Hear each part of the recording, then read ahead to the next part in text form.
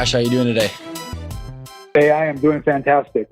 I'm excited to have you on the show. I saw you speak at the Rhodium weekend where there was a bunch of digital entrepreneurs, and you got up and you told your story, and I knew that I couldn't wait to have you on the show because of how unique of a story it is, especially with your age and how wise I thought you were with what you were saying up there.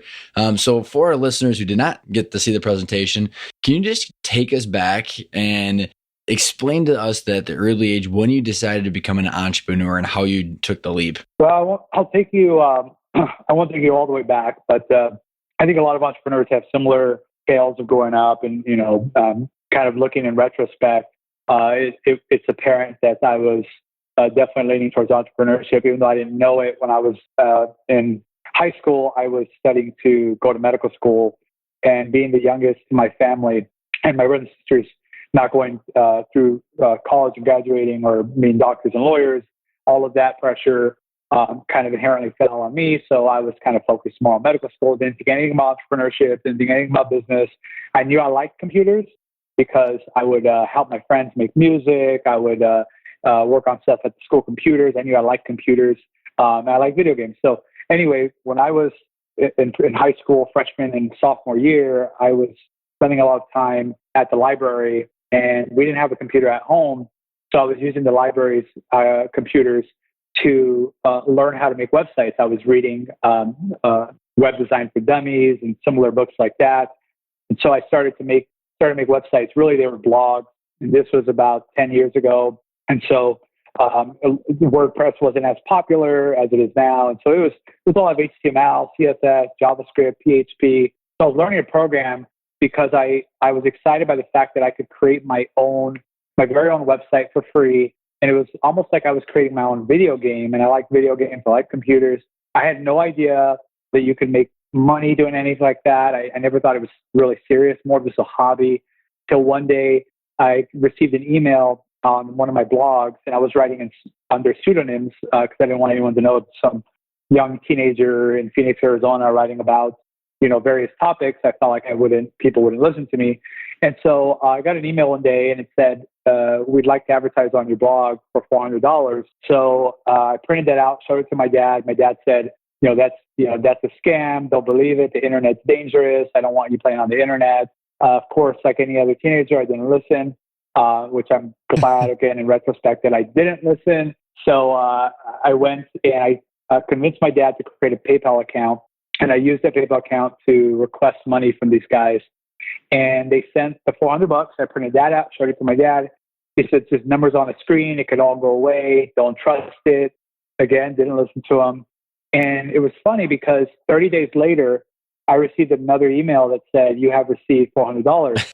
I was like, "Oh, maybe they accidentally sent it again, or I didn't know to refund them. Do I email? Like, what do I do?" And so I guess I misunderstood. They meant $400 per month for a little banner ad on the blog I was writing about. And the blog was about the very, very first iPhone and its release and all the features it would have. I was just obsessed with that phone. And I wasn't sure I was going to be able to get one because it was $700 or $800 or more than that. And so I was infatuated with the device. I was writing about it under my pseudonym on a random blog that I had created in Phoenix. And so here I am writing this blog. I learned how to put a little picture, a banner ad in the sidebar of the blog, and they were paying me $400 a month for that. And I was like, wow, $400 a month? That's crazy. How long does this last? Like, I'm already thinking in my head, I'm like, 400 times 10, whoa, 4,000, I could maybe buy a car. Like, I'm over here thinking of all this stuff. They ended up advertising for a long time with me. But what really clicked for me was the fact that I made something for free with my own two hands that was now making enough money to help out at home, to buy my own stuff, and to save up for a computer. And so if I could do it with one website, I thought I should be able to do this with dozens of them. So that's kind of where that epiphany kind of happened for me when I realized I learned how to program, I learned how to design, and I could make money. And then the whole Pandora's box of services, the services industry opened up to me. It serendipitously opened up to me because a teacher one day in high school asked me, what are you reading? And I said, oh, it's PHP programming for dummies. Like, oh, are you a programmer? You're a coder?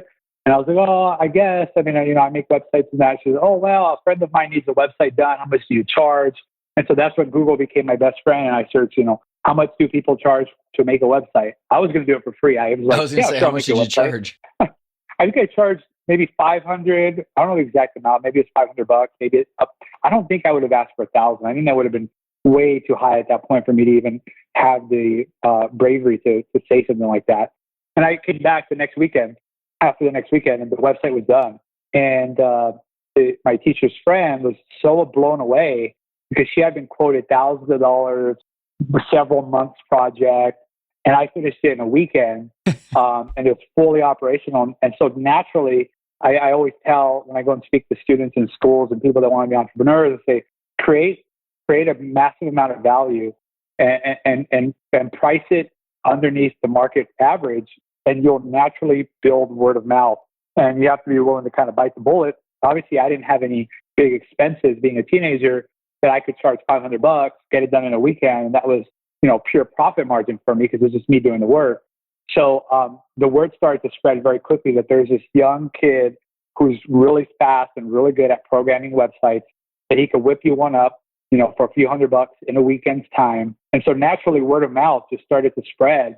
And so I was balancing my high school with my blogs, and then with my service business. And the one thing I had to keep up was I kept at word with my dad. He said, if you keep up, my parents said, if you keep up the good grades, you can keep making websites, you can buy a computer, you can spend all day on the computer.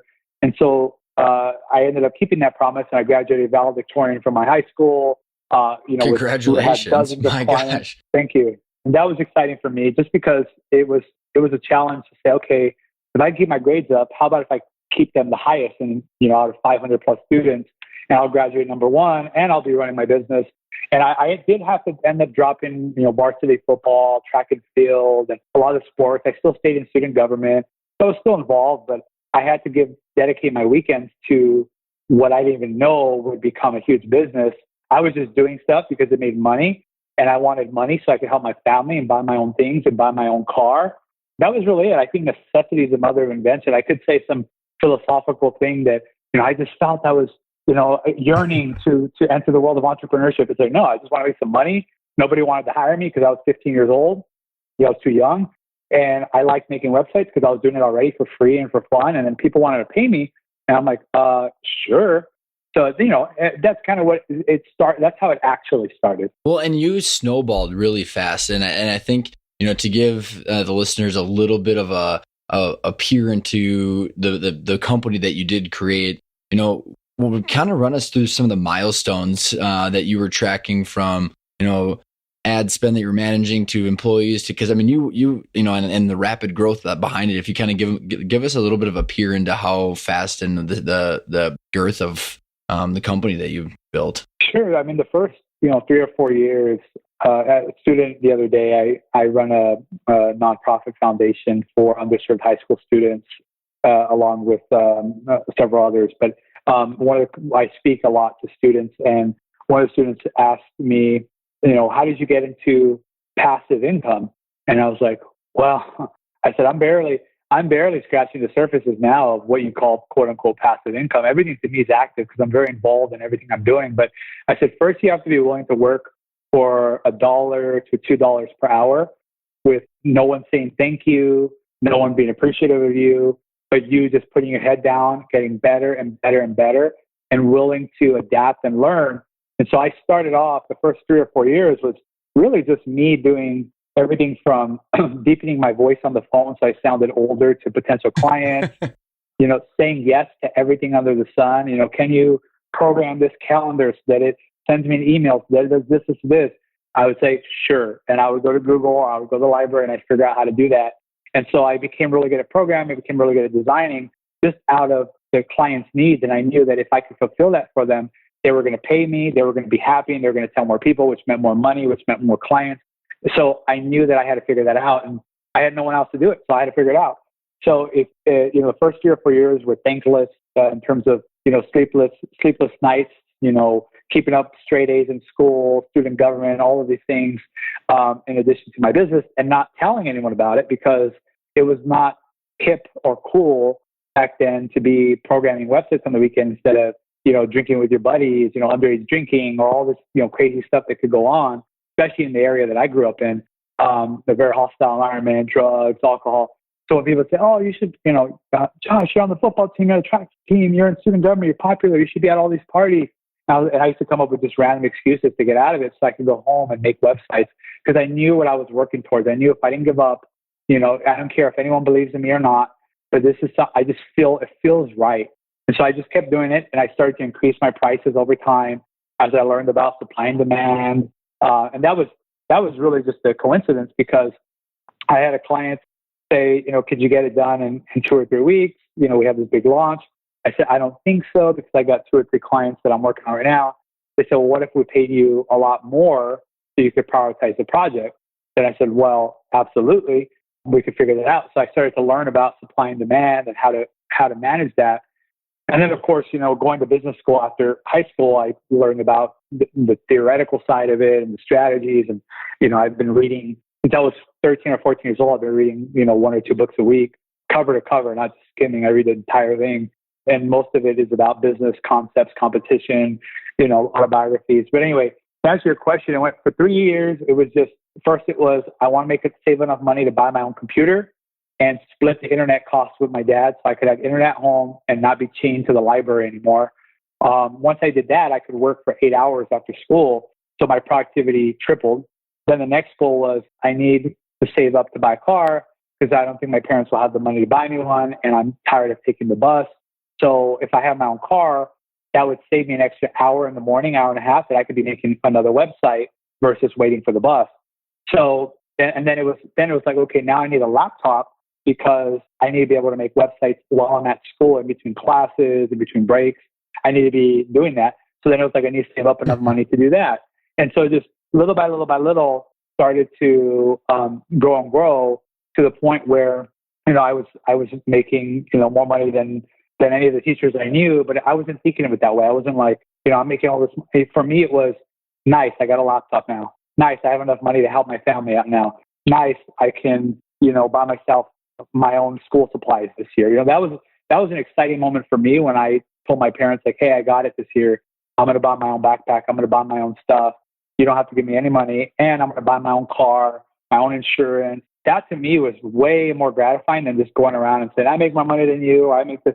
That was never a goal of mine. It was really just independence, financial independence. And so from then when I graduated high school, I went to Arizona State University at the Honors College and the Business School, and I studied computer information systems there, which is the mix between business and computers.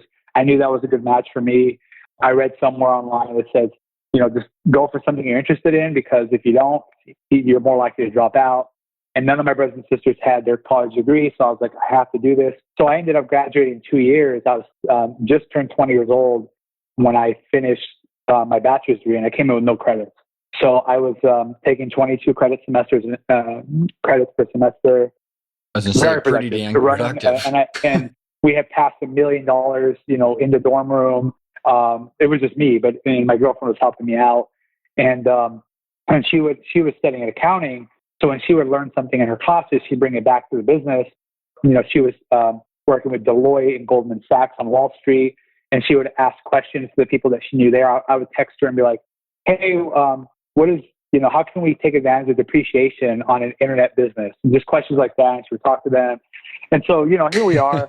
and I built a team of a couple dozen people by 20 years old. By the time I finished Arizona State University, I graduated summa cum laude, top of the class.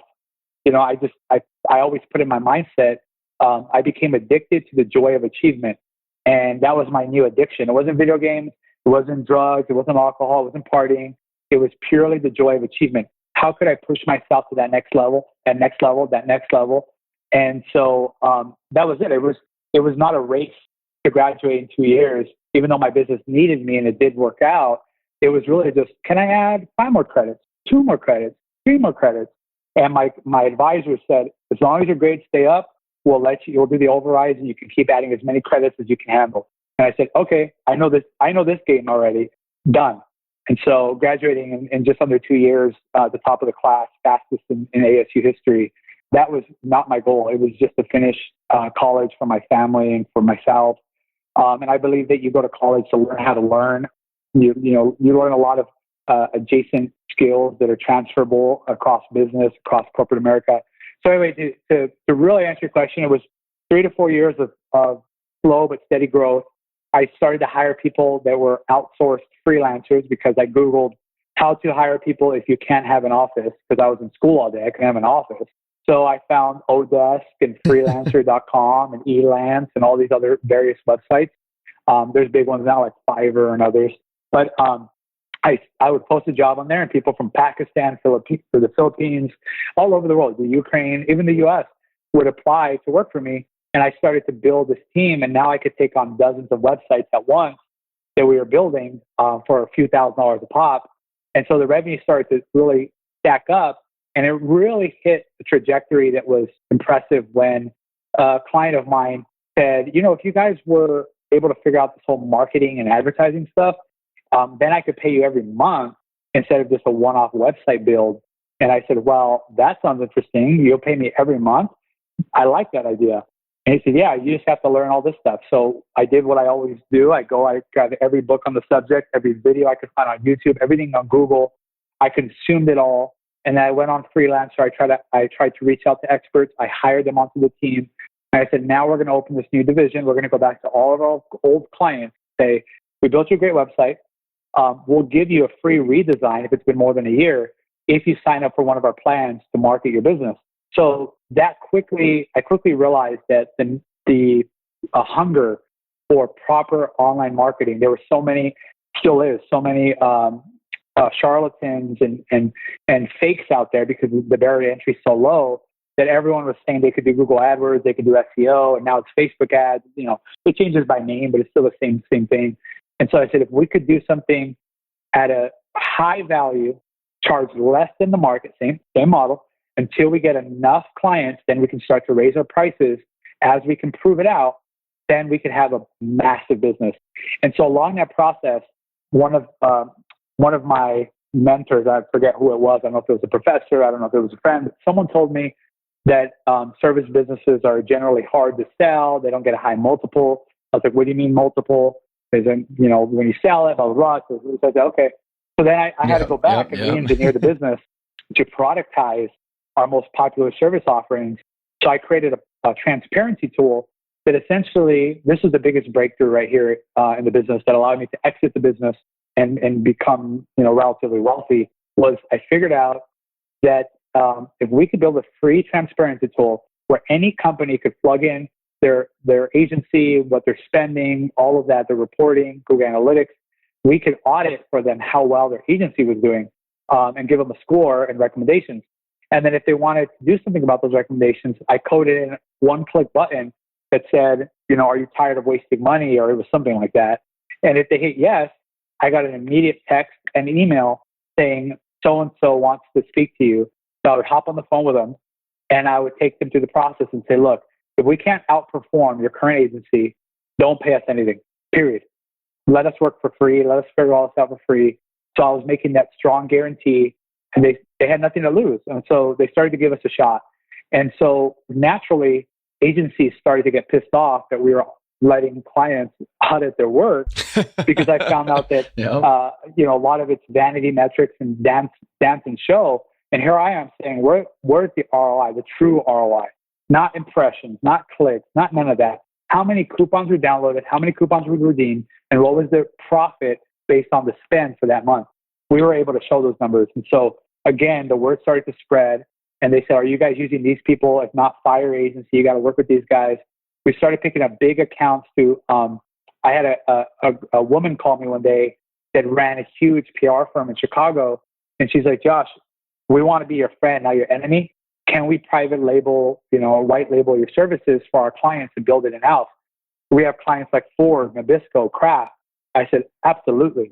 So we were, again, taking a piece of the pie, working on huge accounts, and we got up to managing $100 million, over $100 million through our platform, through the algorithms we build, through our services team, dozens of people working for us, maybe almost 100 that were offshore contractors, pretty much full-time contractors for us, anything from design, development, programmatic algorithm programming, and you name it. So all over the board. So data scientists, all of that, and I was still programming and I was still selling, but my role shifted to become more of a recruiter, more of a sales, bringing in the big sales and then retaining the big clients so that we weren't losing them.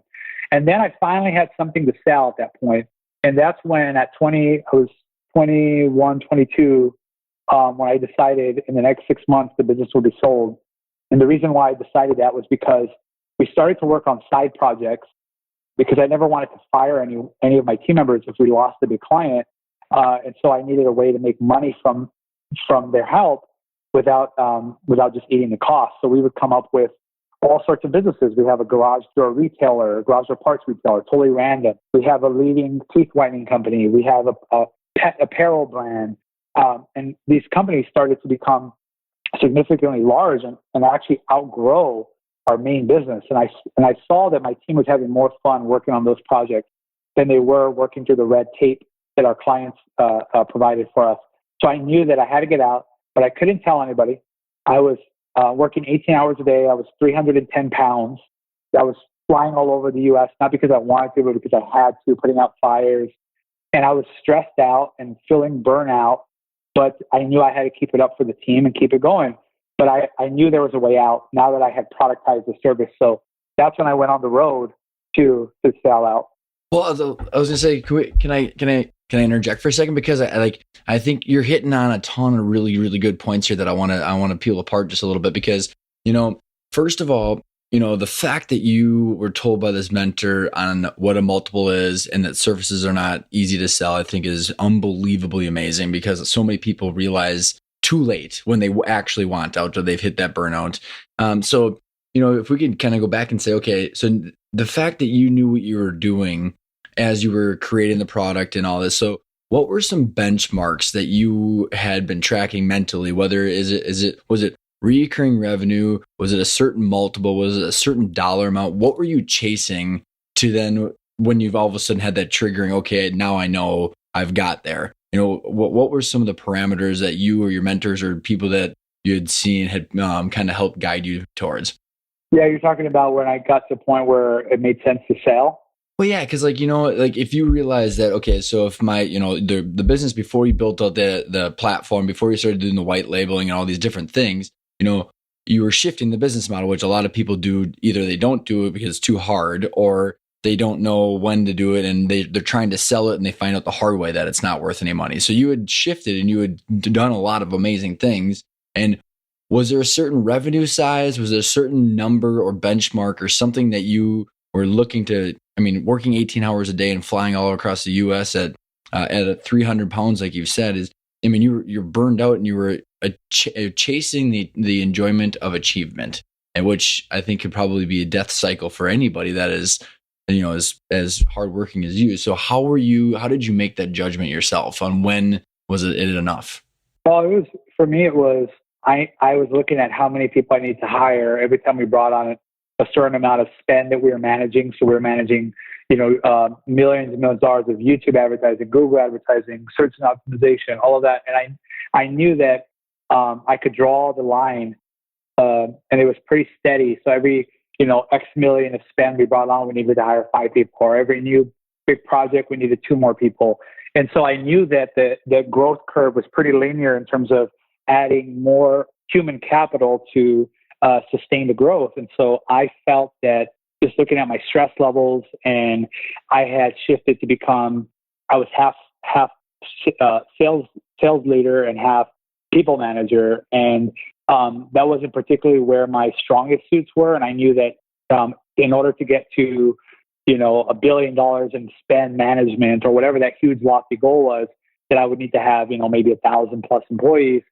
And I felt like that wasn't where I wanted to take the business, particularly because I had something else that we had built internally. We had a bunch of those sites that we had built internally, whether we were selling garage door parts or beauty, skincare online, whatever it was, and a couple of joint ventures with some clients as well that were doing really well. And I just realized that, we could chase the vanity metrics of how big is your office, how many employees do you have, what's your top line revenue.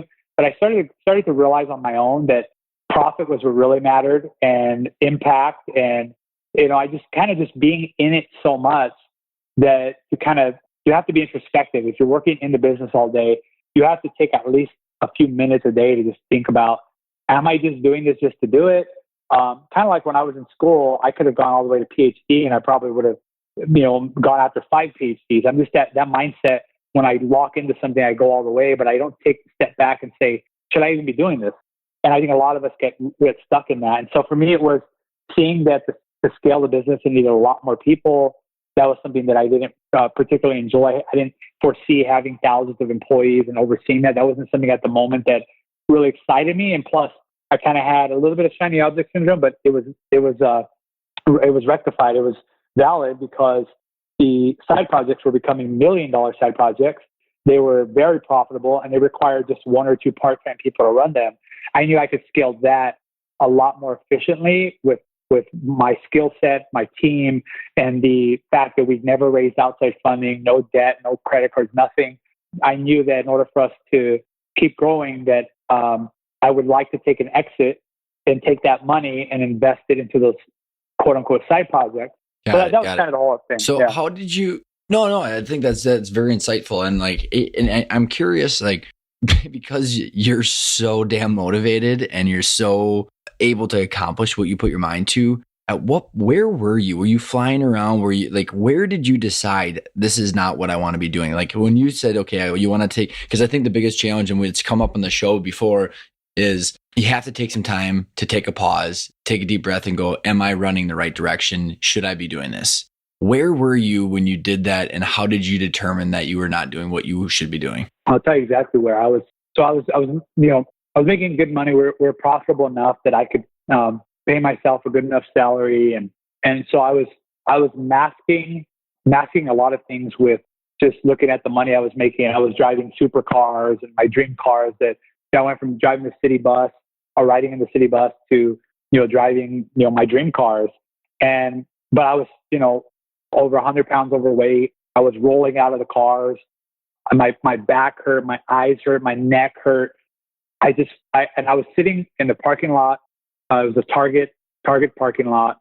It was like 10 or 11 p.m. at night. And I was with my girlfriend, Brenda, and we were just sitting there, and I just kind of said to her, I was like, I feel that I want to take this company a different direction where we have a lot more potential. And in order to do that, just like a snake sheds its skin, you have to be willing to sell something you've built and give it to someone who can take it to that next level so that you can do something else. And I feel like I'm at that point, but I can't tell anybody in the business because they're going to feel like their job security is at risk. They're going to feel worried. So it may take 6 months. It may take a year. I don't know how long it's going to take, but I'm going to try to sell this business without anyone knowing, so that no one is shocked. But for me, it was that moment of just, I felt I was tired. I'd worked an 18-hour day. I would work from 7 or 8 a.m. to around 10 p.m., come home, eat really fast, and then get on the computer again and be putting out fires and all that stuff, working till maybe 1 or 2, and then up again at 7. It was literally like that for years. And I felt That's sick. brutal. I had just gotten my report back from the doctor. I was pre-diabetic. Half my family has diabetes. And I felt like I was dying. I mean, really, in that moment when I was sitting in the Target parking lot, I was like, what is this all for? Like, I have the cars, I have the money, I have the lifestyle, I have the title. I'm CEO. I've got a big Class A+ office. I've got all this stuff. And so, what is it for? Like, what am I actually doing here? What do I want to spend the rest of my life doing this? And for me, it was like, I don't think so. I think that a lot of companies are really interested in what we've built. And I think if they had their hands on it, maybe they could grow it. And I could take that money and I could put into something that makes me and my team much more happy. And that was I decided at that moment. It was boiling up to then. And I said right then and there, it was almost midnight when we finished talking. And my girlfriend Brenda was on board. She's like, I see how much you work. I see that you're not completely fulfilled. And I can see that the team is more excited working on projects that we own 100% of and that we have full control over versus working for the clients. She agreed. And so that was all I needed. That I kind of already made my decision at that point, but I vented out And so I'm sure a lot of us entrepreneurs vent to our loved ones, and kind of getting that, even just a nod, or just like, I'm, babe, am I completely crazy or just a little crazy? And she's like, no. Right. She's like, I'm with you. I think you're right. I trust you. She gave me her trust as well, to say, I trust you. She left Goldman Sachs and Deloitte to come work for me. And, and so that was all I needed. And that next day I started reading every article I could online, every book I could read online on exiting your business, how to strategically talk to potential acquirers and all of that. And that became my next project in addition to running the business. So now I was working, 20 hours a day. I mean, it was even more but I knew that the light at the end of the tunnel was coming. So I was willing to put in that extra work, push a little bit harder. And because I knew that was coming, and within 6 months, the business was sold off, and I was on my way. Well, and I want to dive into that process because I'm very intrigued because, I went through that same thing with our business in 2014, but there was not a lot of resources out there, which is, why I do what I do for a living. And, I didn't even know where to Google things because, this is back, in 2013. And again, because it's a secretive thing that you got to keep your employees, unfortunately, unaware of. So kind of walk us through that journey where, what were some of the epiphanies that you had? What were some of the main insights? And, with all the information you digested, you obviously gravitated towards certain things. And can you kind of maybe give us a little bit of insight on that 6 month journey? Yeah, I would. We were talking about the process of actually researching and figuring out how to sell. The things that I've done, or we talk about on the podcast or the blogs that I write now, or all this other stuff. It's like, okay, what's the company worth and why? What are my exit options? How do I tell the employees? What are the tax strategies? There's so many moving variables that people don't necessarily know how to put together. So, what areas did you cover? What did you? What are some really good nuggets that you want to make sure other people know that you might not have known? And just that kind of that whole process. Well, I'll share a story. So a bit tragic, I guess, and financially tragic. But when I started to make money, I didn't know how to invest it. I didn't know, should I just save it in my savings account? Do I put it under my mattress? Do I put it all back in the business? I had no clue on what to do there. And everyone I asked had a different opinion. And so one day when I was at, I think it was Bank of America, and, they see this young guy come in with high balances on the accounts and multiple business accounts. Then they're like, oh, you need to talk to our Merrill Lynch advisor, and then you need to talk to our other financial advisor. And so they come out dressed in suits and all that. And they're freshly minted from university with their finance or accounting degree. And so they start talking about stocks and bonds and mutual funds and showing me portfolios and all of that. And I'm like, okay. And I must have been half asleep and just said, okay, sure, I can add to my money. And so I started to have outside people manage my money because I thought that I'm really good at making it. I'm not good at I'm okay at saving it, but I'm not good at investing it. So I need to get people who are good at that and pay them to do that. That for me personally was the worst decision I made financially at the time, because, you get someone fresh out of university who has never made much money themselves, let alone it's not their money. And a lot of times the way it's set up is that they're put against the client because the more they're trading in and out, the more commissions they're taking. And so, I had to figure out that the hard way. Some of my mentors have lost $8, $10, $15 million. So I was a very small fraction of that. So I'm grateful in that respect. But after that point, I made it my life mission that I will make the money, I will save the money, and I will learn how to invest the money until I get to the point where if there's $1 billion in my bank account, I need a family office and all of that, I'll do it. Or if I make enough money where I can play with the hedge funds and do those things, okay, maybe. And I'll rely on advice, consultants, advisors, etc. But no one will actually be touching my money other than the one who made it, which is me. And so that was a big experience for me. So going from that, I learned that if I was going... Did you read the Tony Robbins? Have you read the Tony Robbins book? Yep, and I'm reading Ray Dalio's Principles right now at the moment. Ray Dalio's Principles book, Josh, is it's amazing. It's good. Yeah, that guy is a machine. But I think your experience, a lot of people have that the hard way. I mean, it's a cloudy. Well, I mean, it's cloudy with all advisors, and I don't know what your experience is with other advisors that you'd hired. So, my business partner actually right now he's a fiduciary investment management. So he was like kind of I found him as my like confidant throughout our process. But even like the attorneys, the investment bankers, the commercial real estate bankers, everybody was kind of looking at us as like as a pot of money they could make money off of. And you're just kind of, dodging people every different direction. Was there other advisors that you used throughout the process? And then how did you end up figuring out who was going to lead the transaction and actually find the person that you were going to sell to? Well, I was, one of my mentors told me, a really good friend of mine, Rick West, he's in the real estate business. And he told me once, a fool and his gold are soon invited everywhere. And I realized that, not coming from money, not coming from any, high financial means whatsoever, it was new to me. So I'm new money. I'm learning, how to spend it, how to spend it's easy. I mean, consumerism runs rampant. So spending is easy. But, for me, I started to feel that same thing that he mentioned to me. I kind of felt like a fool. I was getting invited everywhere. Everybody wanted to manage my money. Oh, have you heard of this investment thing? Have you heard of this?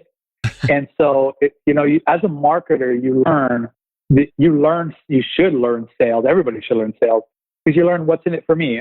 People are generally acting on selfish principle, and that's natural. That's primal. It's a primal trait. That's not to say that everybody's selfish and greedy and mean. It just means that people are generally acting out of self-interest, and that's okay because a lot of times what you're looking for is, does your self-interest align with my self-interest? If so, then boom, let's do it.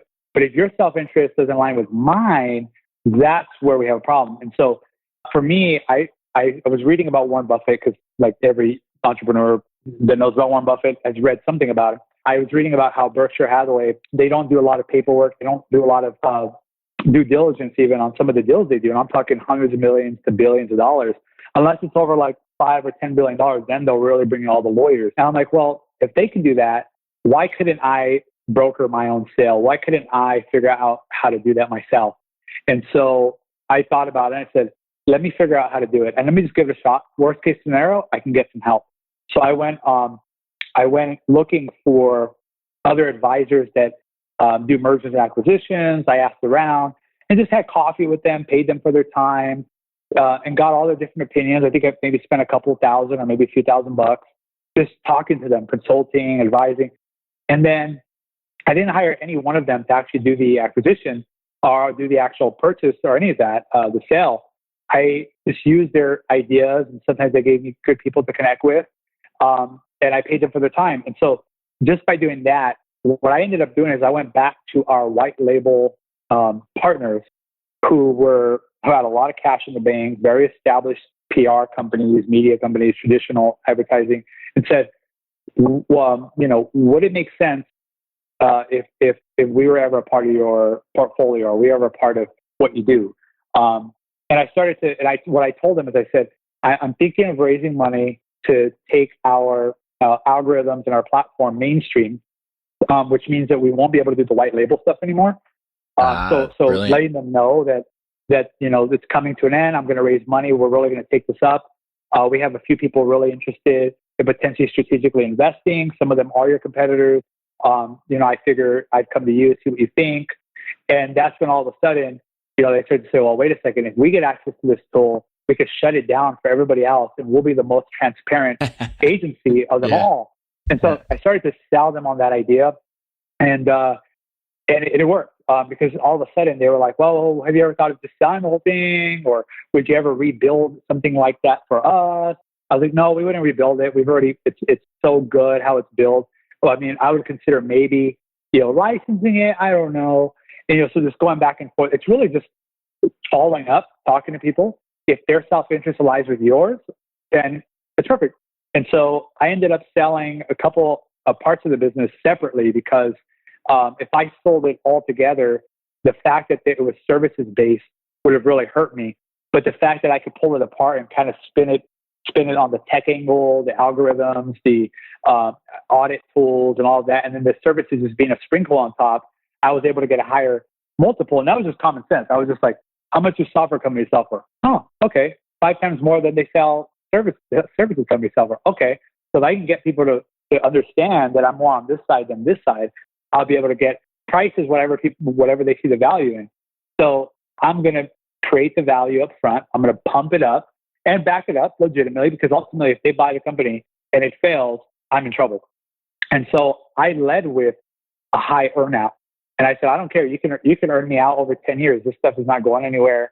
All of that. Luckily, you know, I ended up getting the majority of that up front. I still had to do a lot of work and all that. But go ahead. Go back. Why did you do that again? Because most people don't. I mean, earnouts. You hear the earnout stories that people get screwed left and right. So that was part of your negotiation tactics, or like, why were you doing? Was that just pumping up your confidence in your own products and services, or kind of what was the thought process behind that? Well, in the reality, it's a negotiation tactic. So if I come up to them and say, look, here's the deal. I said, I can't sell the thing. Let's say I had Widget Co. and I want to sell Widget Co. for $100 million, just because people think in base 10. 1 million, 10 million, 100 million. You ask anyone, what's your dream number? 1 million, 10 million, or 100 million? In reality, I realized that that's all arbitrary and made up. But anyway, so you go with Acme company and you say, look, I want to sell my widget for $100 million. And they say, Josh, there's no way we could pay $100 million. I said, of course there is. If I told you there was an earnout over 50 years, you're telling me you wouldn't pay me $2 million a year for 50 years for the something that would make you the $2 million back in 1 month? I said, that's ridiculous. And it doesn't make sense to you, we should not even be talking. So then they're like, so now I positioned the price at $100 million. It's called anchoring, right? Are you familiar with the thinking? Yeah, thinking fast and slow. The psychology behind like throwing out numbers like that. Yeah, so I threw out the number. So now, brilliant, dude. most negotiators. I read a really good book by a Harvard professor in negotiation that talk about most people don't want to throw out the first price. I actually used it to my advantage because I'm able to anchor it when I do that. So I threw out 100. Let's just say threw out 100 million. And they're like, okay, now all I have to do, just like a car salesman, you walk on the lot, what do they ask you? How much are you looking to spend per month? They're not going to say, hey, Ryan, you want to spend $122,000 on a Jaguar? You're going to be like, no. Yeah. They say, how much would you spend? And then you say, $600 a month.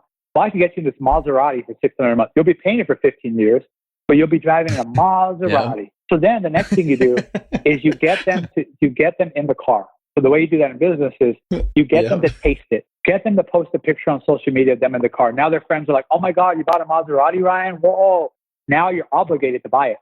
And so get them to feel it. So what I did is I showed them the numbers. I said, if we cut off all your competitors from using this tool, here's how it would hurt their bottom line. And here's how it would boost yours. And so I started to sell the dream and legitimize it by actualizing a plan for if you were to take over and if you paid $100 million, here's how fast you could earn the $100 million back as soon as 3 years. And there's your shareholder value. Here's blah, blah, blah. So now they're like, so I'm explaining to them, I'm educating them, and then give them the keys. So I said, come over to our office, talk to our team. Here's the software, play with it. You want me to turn off one of your competitors for a week, see how crazy they get, and I'll show you the emails? Why not? So then they're like, so now they're hooked. They've tasted it. Are you doing this with multiple people or just one? Multiple. Yeah, multiple. Yeah, you never want to place all your bets on one person buying the company, because if I had $1 for everyone that said, I'd buy it or I'd do it, show me the money. If the money's in my pocket and it's real, then you're a buyer. Otherwise, you're just yanking my chain. So I had 2 or 3 that I was talking to, all legitimately, and getting them all excited. And at any given point, I could say, I'm also talking to so-and-so.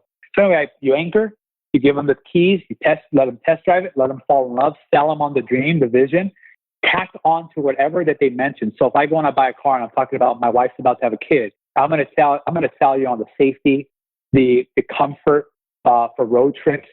I'm going to sell those things versus it's fast. You know, all the ladies are going to look at you. You don't care about that because you're a mom and your wife just had a baby. And you want to have faith. So that's what I started to sell them on, whatever that was. And you just keep following up. So I did everything myself. When you were, because we had a similar process in this. We also did the same thing where we didn't tell our employees. We had to bring in a couple key executives like our CFO and stuff like that, which is fairly common. which there's also a risk if you don't have, if you're not giving them a stay bonus or some sort of chunk. But like, how did you go about bringing in some potential key employees on your team? And then, if you're bringing them and walking them around your office, how did you actually navigate those waters with your staff? Well, I think that to be an effective leader, you have to instill trust in your team. And I think that even if some of them may have been suspicious, they trusted me so much, hopefully. And I'm not saying that egotistically. I'm hoping that I did enough to earn their trust. And it showed that I brought in a few people mainly to talk to some of the companies, get them involved. And the way I did it was I told them the truth. I said, these guys may or may not want to buy the company. But I figure if we can get them sold on buying the company, we now have options because we have their ultimate interest. And so now we can say, we're not going to sell it, but we'll sell you 15% of it and see where that goes. We won't sell it. We'll do this. We have leverage at that point. Worst case scenario, we now have them so bought in as a client that maybe they'll never invest or maybe they'll never buy, but they're so bought in now that they'll help us. They'll want to stay with us. So that's how I said it. It was very, it wasn't threatening. And I said, I also was that? Go ahead. Sorry. No, you had I was going to say, so you weren't worried about like the market or people like, bad talking you guys are for sale, pinging agencies. I mean, there's just always that horrible, fear of what else everybody's saying if you're actually selling out. Well, I don't know if you've ever, so the way you do it is if you ever walk through the mall, there are kiosks and there's probably a Dead Sea Mineral, one of those companies, and or this hair straightener, you name it, especially in this time in the holidays. Walk down the mall, talk to a few of them. I do it all the time. And you'll learn how they sell. And the way that they sell, they say, if you show a little bit of interest, they give you the demo. Again, same process. Sales has not changed in thousands of years. So then at the end of it, you start to hesitate. And what they'll do is they'll say, okay, look, my manager's not in today. If he was, I wouldn't be able to do this. Can't tell anybody else, but I can give it to you for $45, everything included. I'll just use my employee discount code. My manager's not here, so I could do that. I'm willing to do that for you. Or is that too expensive for you? And so then you ask the closing question. If it's a guy, the guy's going to be hurt by his ego. If it's a good-looking woman saying, is that too expensive for you? He's like, no, I'll take two. And if it's a female talking to a female, she's going to say generally, wow, thank you for working with me on that. Could you do it for 40? Or she may negotiate at that point. But at least now you have buy-in and price is no longer an issue. So for me, when I talked to the potential acquirers, it was, look, I'm not talking to anyone like I'm talking to you. If the word gets out, the price is going to go up. And if the word gets out, honestly, I don't want to sell because I have no reason to. I said, here are my financials. We're profitable. I'm 20 years old. I have 60 years to run this business. I don't care. I have my dream cars. I don't care whether I sell a company or not. But I want to talk about what it looks like if we work together more intimately. That means you invest. Maybe I'll invest in your agency. And they're like, what? Right? They're like, excuse me, you're going to invest in mine? I said, why not? Or maybe we'll give you exclusive licensing to our platform or whatever it is. So time the truth, get them excited about the potential of working together. And again, people will act generally out of selfish interest. So if they feel like if they start spreading the word, it's going to hurt the deal or I'm going to get turned off by it. They're like, Josh doesn't need the money. Josh is crazy. He doesn't care. So I could lose this. And they're the only ones that can help us in this area. And I told him too, I said, the word gets out, I find out it's you, we're pulling our contracts from you and you won't have access to our platform because I'm hoping that we can have an adult conversation in confidentiality because I'm being open here. And if that's not something you're interested in, then we shouldn't be at the table at all. In fact, we shouldn't be working together. And so just being like Ray Dalio said, he says radical truthfulness and radical transparency and get everybody on the same page and you can actually get some stuff done. Exactly. And I didn't even know that was Ray Dalio's one of his principles. But from reading the book now, I'm like, yes, yes, and yes. So how did you, and I love it. I think what you did is absolutely perfect. And how did you, if you had that $100 million benchmark and whatever the numbers actually had, ended up being, did you go off of like a multiple of EBITDA?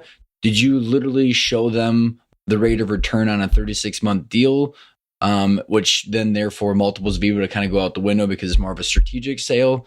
How did you end up kind of getting to that way that you valued it for the purchase? So, I knew as soon as I started talking EBITDA, revenue, all of that, I would immediately the purely logical side of the brain would turn on and just do it 36 times, or 3 year, or 5 year. I wanted to avoid that.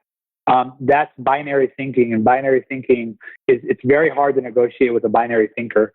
So I knew that I needed that out of the table. And so what I did is selling them on the growth, showing them the market that they're in. They know the market very well. Getting them to understand the internal value of owning the asset versus their competitors owning the asset. That's intangible. That's something that's hard to quantify, but it is to a point, because you can look at we're always looking at customer success. That's the number one way to drive more business from your existing clients, is going back to them and saying, here's what we're doing for you, and look how little you're paying us, and continually going back to them. And eventually, if they're smart enough, they'll continue to raise their contract prices with you and continue to take care of you to a point. So anyway, showing the internal value of owning the asset versus the competitors, the growth trajectory, where the market's going, how the code is built, and how future-proof it is. So those are all things that I don't have to say an exact hard number that adds to it. And then I say, oh, sprinkle, here's the cherry on top. We're profitable. You know, we're doing really well. We'll continue to do well. I plan to run this for the next 30 to 40 years, and here's, we'll be in the billions by that point, but I don't know, maybe not. I don't know. And just kind of being like that. It's for example, if you, what's the value of owning all 4 gas stations on the corner? That means you're going to get 100% of the customers. Now, obviously you could do a multiple and see what that looks like on your revenue, but what about the population growth, right? What about the number of cars and how many people are getting more and more cars? There's 5 cars a household practically now. It's crazy. So now they're like, wow, I see that. So now what you want is you want to let them imagine the potential when they take over the business. They're like, oh my gosh, I could buy for $10 million, and I'll instantly make my money back in a year. So now all of a sudden they're selling to you. Yeah. Yep. So as you have taken a few of these potential buyers and these partners agencies of yours and then flipped the switch kind of like this, how did you get to the point how did you pick the person you picked? Well, I knew that I wanted the partner that took over to be someone that I could work with amicably, and someone that I think kind of felt that vision. But at the end of the day, it's their money. It's whatever they want to do with it. They ended up the deal's still completely private. I had to sign all these non-competes and non-disclosures and all of that. I didn't care. And I had to stay on for 6, well, I ended up being like 9 months of just helping them out on 100 different things. But anyway, it was, if you want to buy a laptop from me and throw it in the lake because you enjoy it, that sucks. That's a laptop I made and I want you to enjoy it. But at the same time, you paid me fair market value for my good. It's now yours. If you want to step on it because you're rich and you just want to be an a-hole to laptops, go ahead. So, I removed emotion from there on that level, because I don't want to be like, whoever buys me, I want to be able to work with them for 50 years and see my vision. That's all a load of crap. People are going to buy it. They see their own vision for your business, and they're going to do that, whether it's right, wrong, or in between.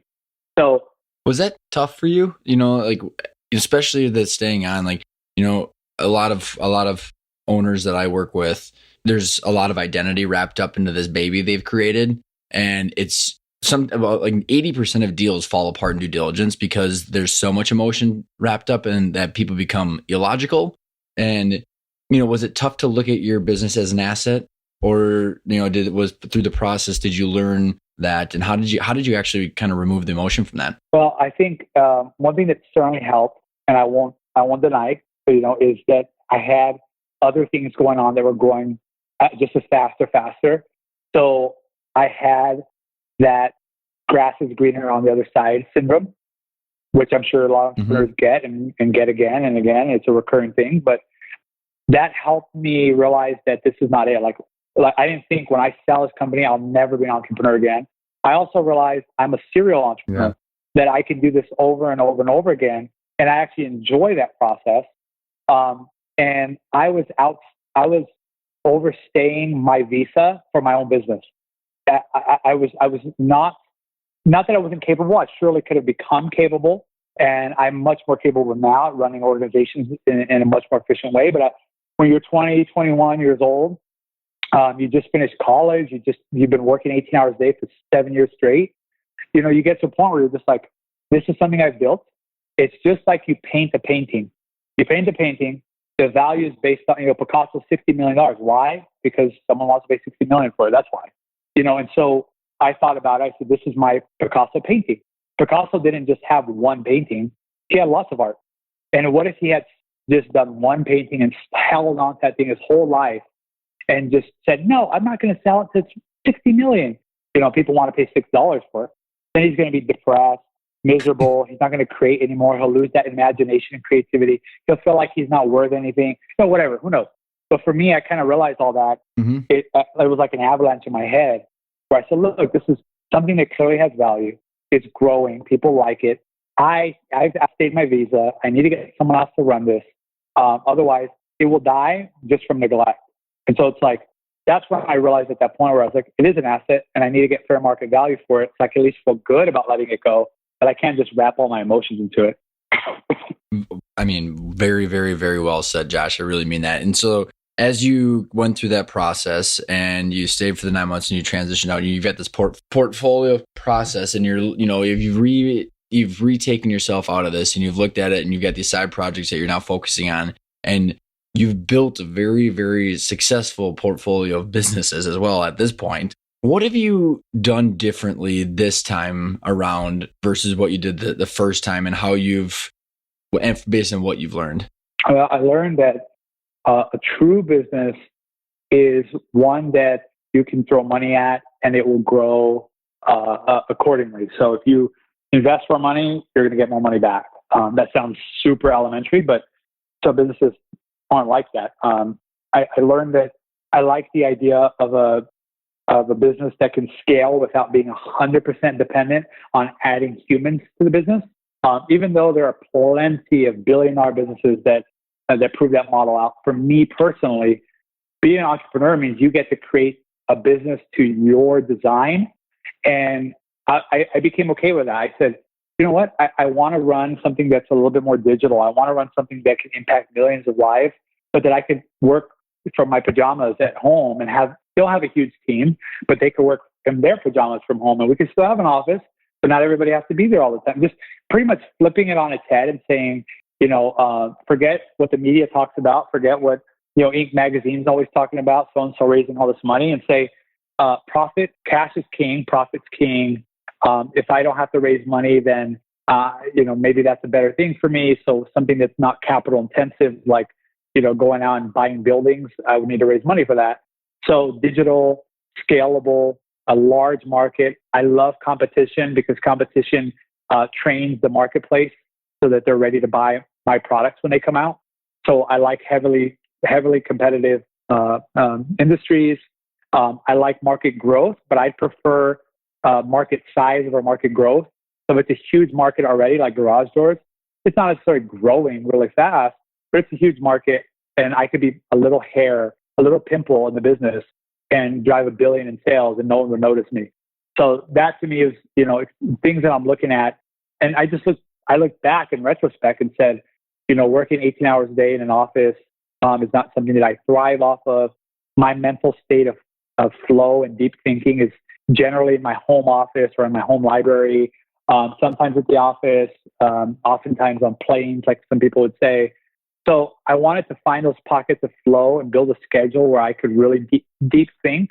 And a lot of the people I looked up to, they read and they think a lot. And I wanted to spend at least half of my day reading, thinking, and developing my team, and the other half, selling or doing whatever else I needed to do. So I said, okay, what businesses fit that? And so it's, e-commerce, digital products, all that.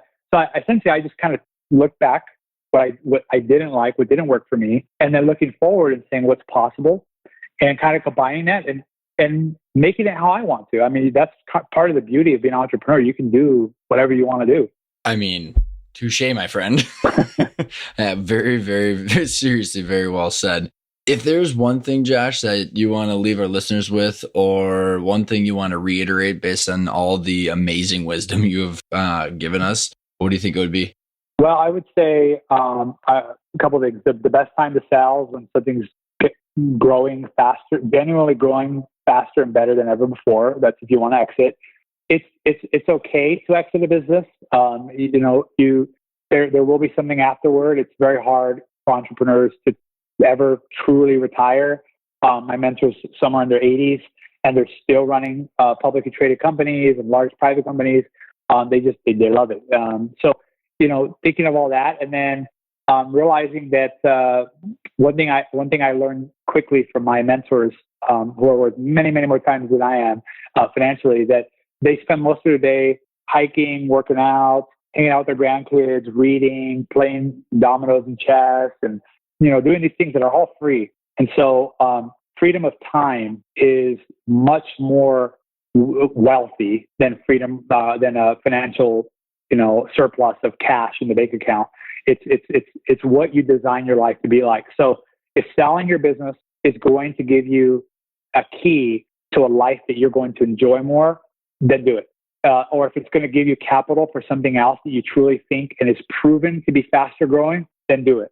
Or if you're driving yourself completely insane and there's no one else that can help you and you feel really trapped, first try to talk to someone, see if selling is the best option.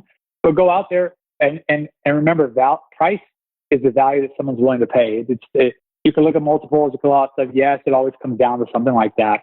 But try to lead with getting in their shoes and selling it as they would want to see it, so that the multiple becomes arbitrary. What multiple? Who cares? But what matters is what it's going to do to your business. And Right, so anyway, right. just break the rules a little bit.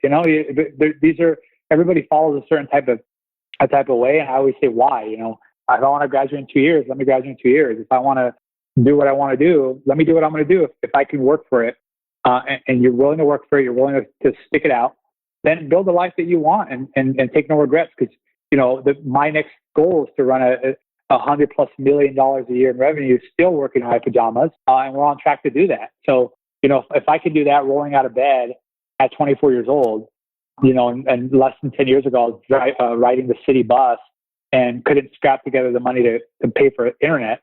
Only in America can this happen. And so stop making excuses, start taking action, and make the life that you want to live.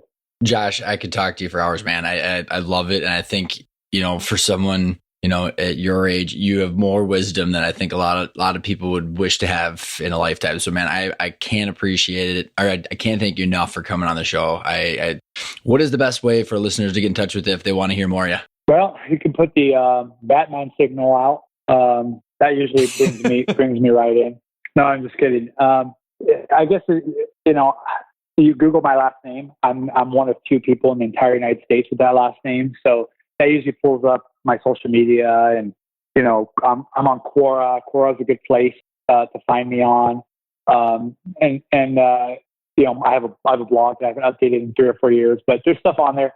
And then I'm doing things like this podcast and all that. So I guess there's no concrete one way to follow me. Social media is probably the best, from Quora, Instagram, Twitter, Facebook. Well, perfect. And we'll put those in the show notes. Josh, I appreciate you coming on the show. Awesome. Thanks, Ryan. Appreciate it.